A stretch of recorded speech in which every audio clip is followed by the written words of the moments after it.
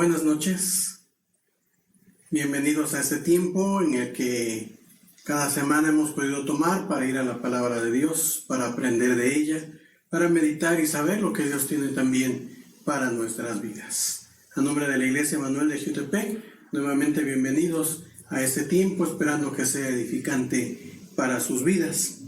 Y en esta ocasión llegamos ya a la última parte de nuestra serie de reflexiones en las bienaventuranzas, parte de lo que es el sermón del monte que el Señor Jesús compartiera cuando Él estuvo aquí en este mundo.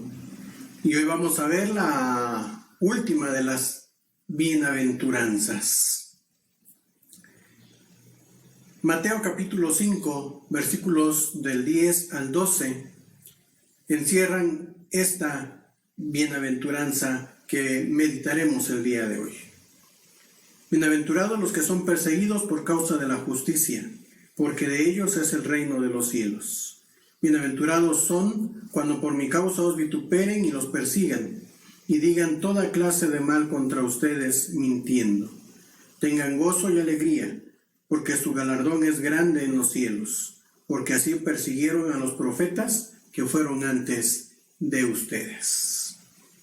Te damos gracias, Padre, porque nos das este tiempo para ir a tu palabra, para poder aprender de ella lo que tienes para nuestra vida.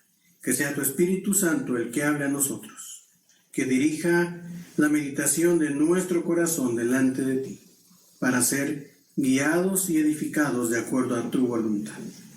Te lo pedimos en el nombre de Cristo Jesús. Amén. La bienaventuranza para los perseguidos.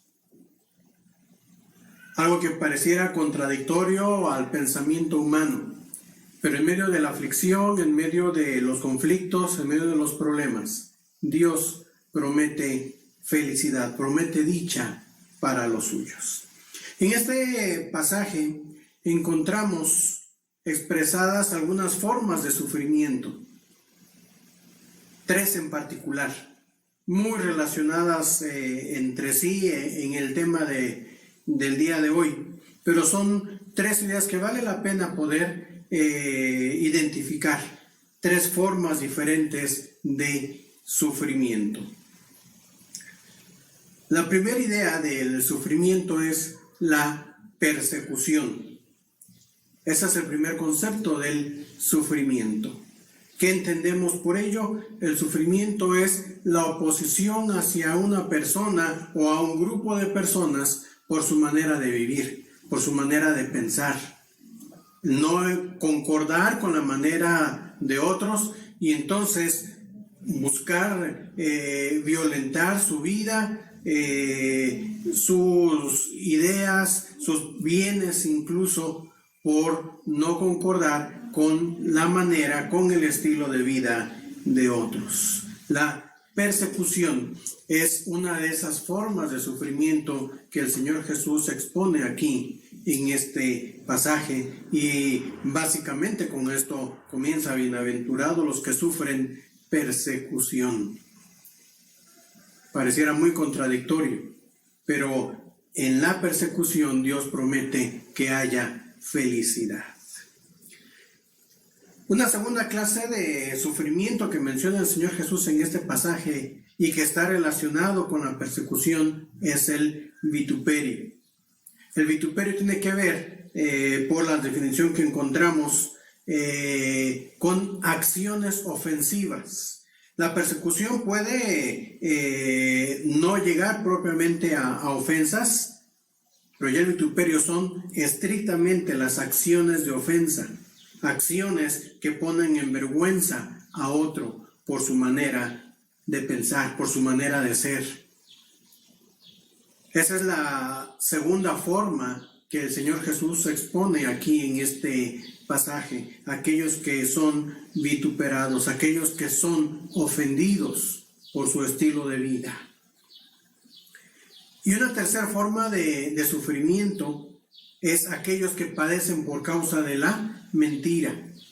El hablar las falsedades respecto a nuestras personas, cuando se cuenta algo de nosotros que no concuerda con la realidad.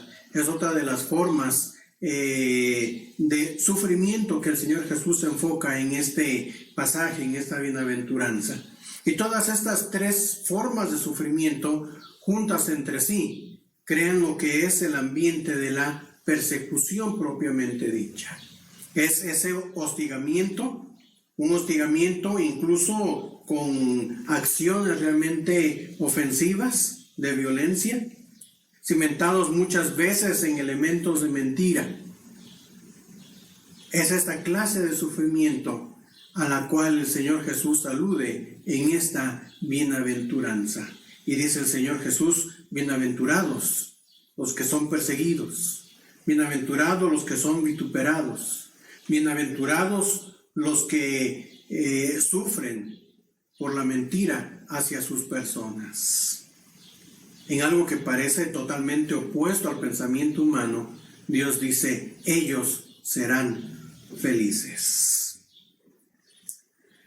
Después de hablar de cuáles son los elementos del sufrimiento y de exponerlos, el Señor Jesús, como en todas las otras bienaventuranzas que ya hemos visto, también habla de una promesa para aquellos que sufren persecución.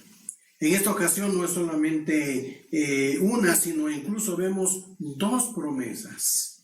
Para aquel que sufre persecución, hay dos promesas. La primera de ellas dice que de los que son perseguidos es el reino de los cielos. Ahora, aquí algo muy importante es que no se está refiriendo solamente a lo que ocurrirá después de la muerte física.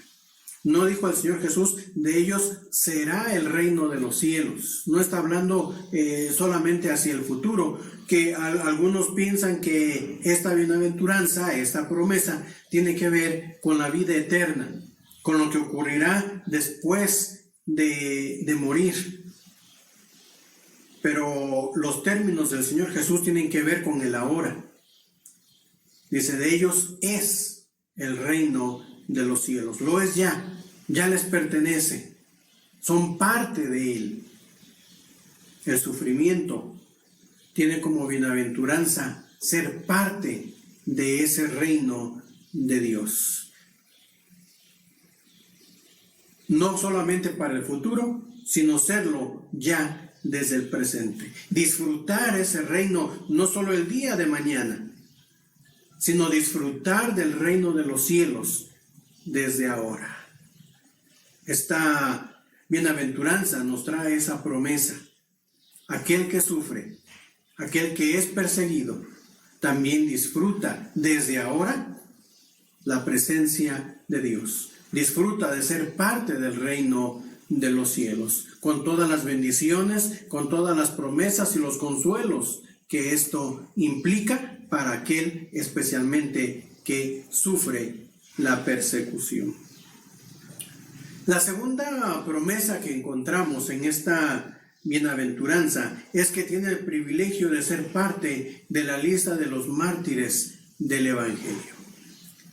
Concluye el Señor Jesús diciendo: porque así padecieron los profetas que fueron antes de ustedes. Aquel que sufre persecución debería de percibir en ello que Dios le permite formar parte de un grupo muy especial entre sus hijos. Un grupo que ha sufrido, pero ha sufrido por esa fidelidad hacia Él. De tal manera que se puede mencionar su nombre de manera muy particular como uno de los hijos de Dios que sufre y que sufre persecución. Dos promesas: disfrutar desde ya todo lo que implica vivir como un ciudadano del reino de los cielos, pero también disfrutar de ser parte en esa lista de los que han padecido por causa del reino de Dios. ¿Cuál es la actitud que pide el Señor Jesús en los tiempos de persecución? No solamente nos habla de la persecución, no solamente nos habla de las promesas, sino que en esta bienaventuranza el Señor Jesús también demanda cuál debe ser la actitud de sus hijos que viven en persecución.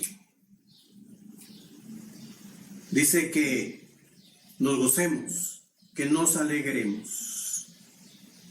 Es complicado definitivamente gozarse, alegrarse en tiempos de crisis.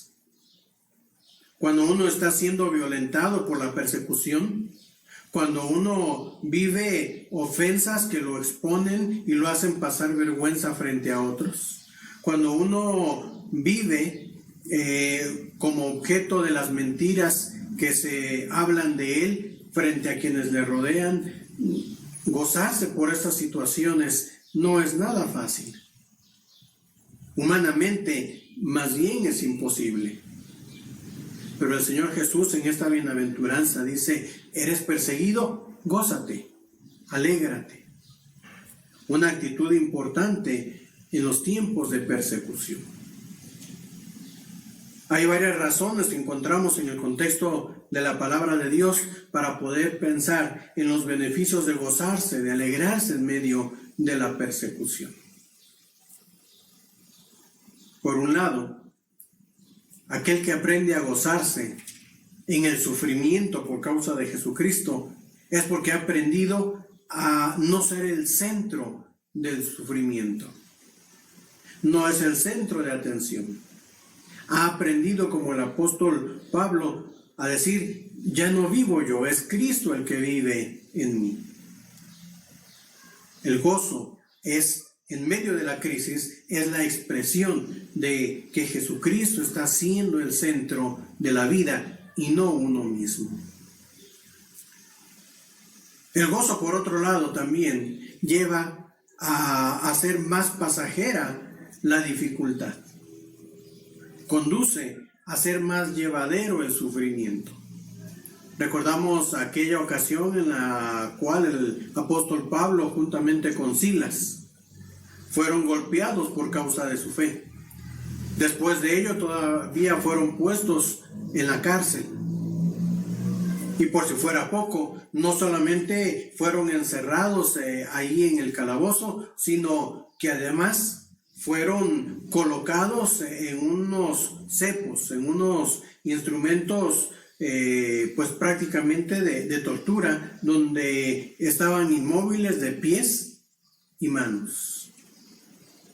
Pasar algunas horas en esa misma posición, después todavía de tener el dolor de los azotes en su espalda, era muy difícil.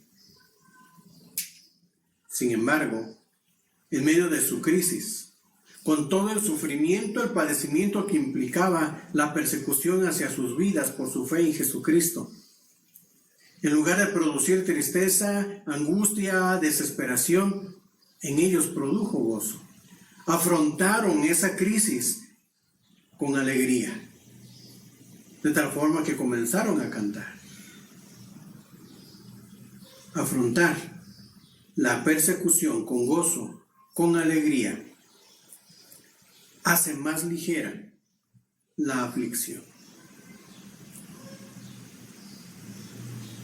Nos permite un esperar más paciente también en lo que Dios quiere obrar en nuestras vidas. Las horas que pasaron Pablo y Silas ahí en la cárcel, en la condición tan crítica en que se encontraban, afrontarlo con gozo ayudó sin duda a ser pacientes. No sabían lo que Dios iba a hacer, pero pudieron esperar tranquilamente, con toda paciencia, aguardando la obra que Dios iba a hacer en ellos y a través de ellos. Y podemos ver otros elementos dentro de las Escrituras y observar a través de diferentes vivencias cómo el gozo y la alegría en la persecución traen bendición.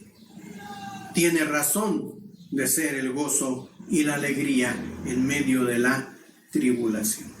Ahora es interesante cuando vemos este pasaje, El término que se traduce especialmente como gozo, alegría, particularmente el término que se traduce como alegría, tiene que ver con dar un salto. Imaginemos esos momentos de nuestra vida en donde sin aflicción, sin preocupación, hay algo que realmente desborda de emoción, algo que nos satura de gozo y cómo llega incluso hasta el momento de impulsarnos y brincar de alegría.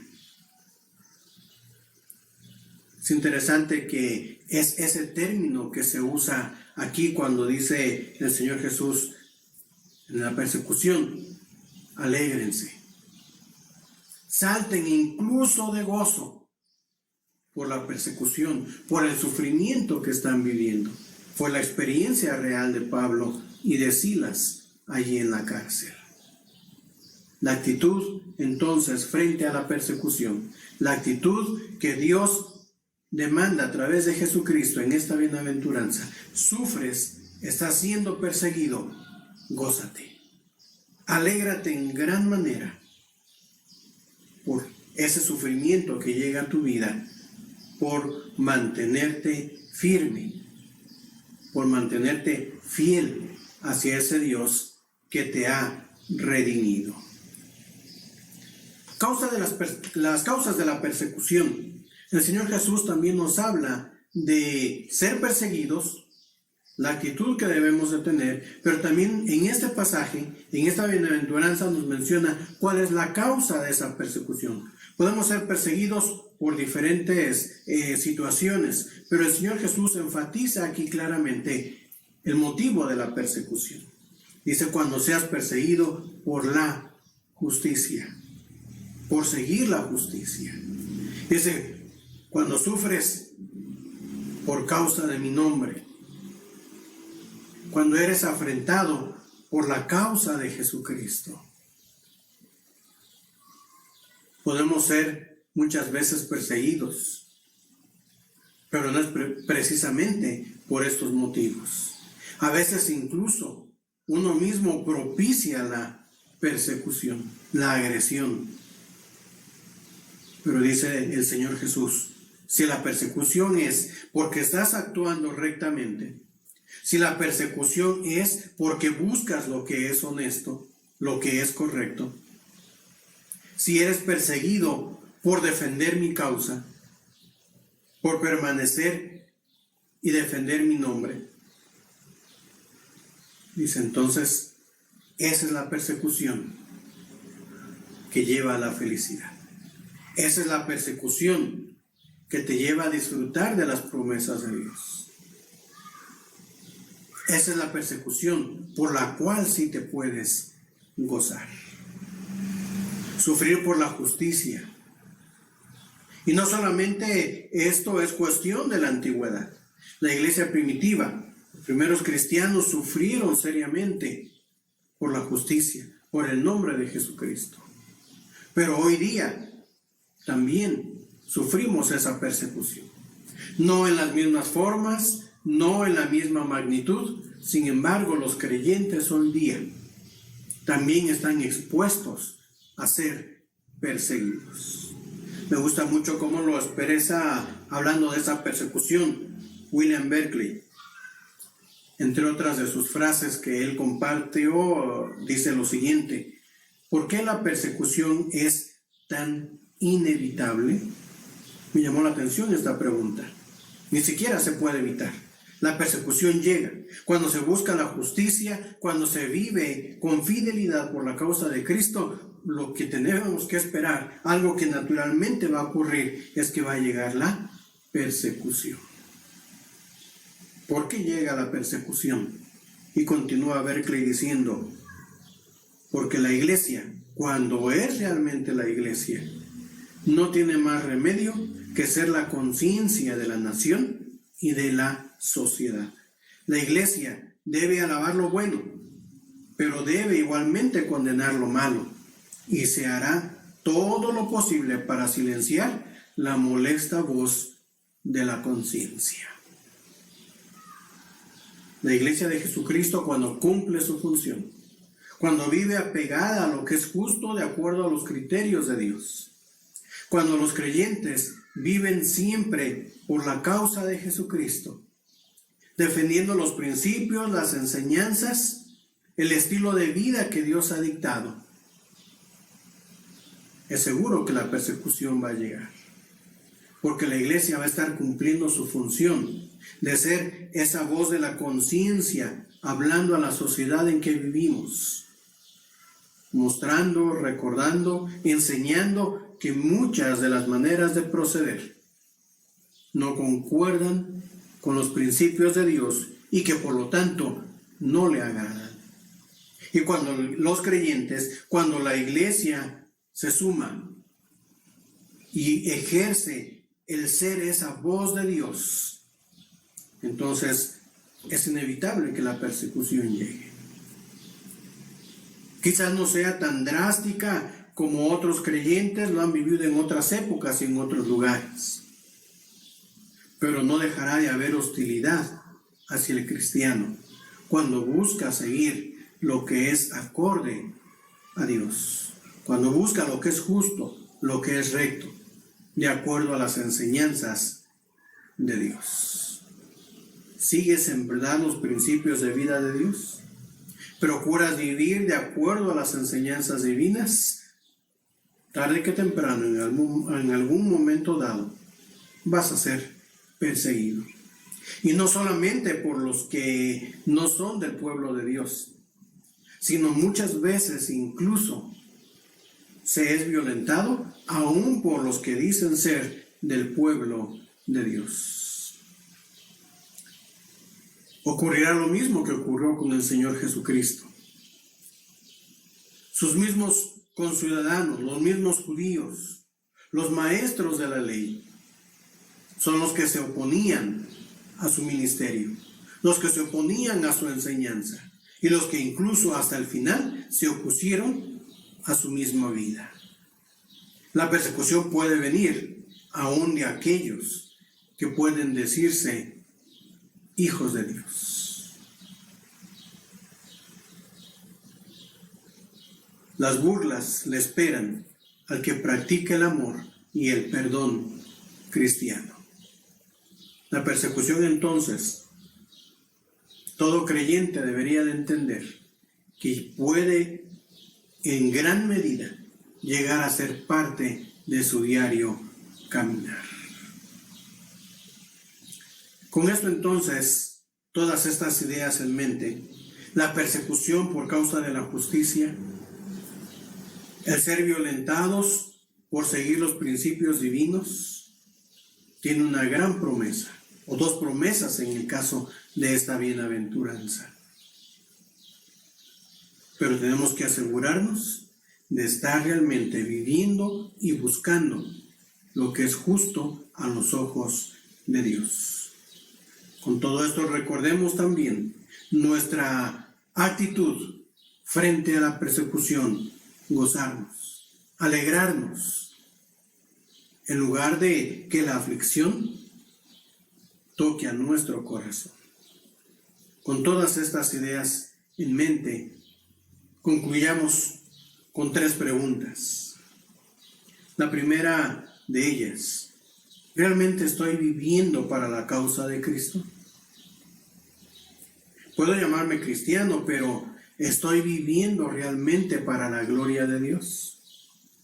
Todo mi actuar, mi manera de pensar, mi conducir dentro y fuera de la iglesia es para conducirme de acuerdo al parecer de Dios. Las normas elevadas de vida que Dios ha establecido son las normas que busco vivir día tras día. Es el estilo de vida que comparto también y animo a otros a seguir. Cuando se levantan acciones, cuando se levantan voces diferentes a los preceptos de Dios, ¿vivimos nosotros defendiendo las enseñanzas divinas? ¿Vivimos defendiendo las prácticas, el estilo de vida enseñado por Dios? En resumen, primera pregunta: ¿realmente estoy viviendo para la causa de Cristo? La segunda pregunta, ¿qué conflicto me representa? ¿Qué situación crítica ha estado trayendo a mi vida? Vivir para la gloria de Dios. ¿Me ha generado un conflicto en la familia? ¿Me ha generado un problema con mis amigos? ¿Con los vecinos? Vivir para la gloria de Dios me está generando un conflicto en mi lugar de trabajo. ¿Qué conflicto representa para ti el vivir de acuerdo a la voluntad de Dios? Y si ha traído alguna situación de crisis a tu vida, entonces la tercera pregunta, ¿acepto o evado la persecución? Podemos tener dos actitudes. Entender que estamos siendo perseguidos por vivir de acuerdo a Dios. Y entendiéndolo, ¿lo aceptamos y lo afrontamos con gozo? ¿O preferimos evadir? Para que ya no me critiquen, para que ya no me marginen, para que ya no me digan palabras ofensivas. Prefiero evadirlo. Y buscamos la manera entonces de crear un acomodo entre lo que la gente espera de mí con los principios de vida que Dios ha establecido. ¿Qué hago con la persecución? Es la tercera pregunta. ¿La acepto o la evado? Que esas preguntas puedan servirnos para reflexionar. Podamos meditar en ellas. Podamos hacer un balance de cómo está nuestra vida frente a lo que es la persecución. Y si estás padeciendo por causa de Jesucristo en el presente, si en el entorno donde te mueves, de alguna forma y hasta cierta medida, hay oposición, hay incluso agresión por tu fe en Jesucristo, yo te recuerdo las palabras del Señor Jesús. Eres bienaventurado. Hay felicidad en ello. Puedes considerarte dichoso, porque hay promesas que Dios va a cumplir en tu vida por defender el nombre de Él, por poner en alto los principios de vida que Él ha establecido, por procurar mantenerte firme, tomado de su mano, sin cambiar tu manera de ser, tu manera de vivir, amoldándola a lo que quienes te rodean esperan de ti. Que Dios te guarde, que te sostenga en los tiempos de crisis, en los tiempos de persecución por causa de tu fe. Gracias, Dios, por tu palabra.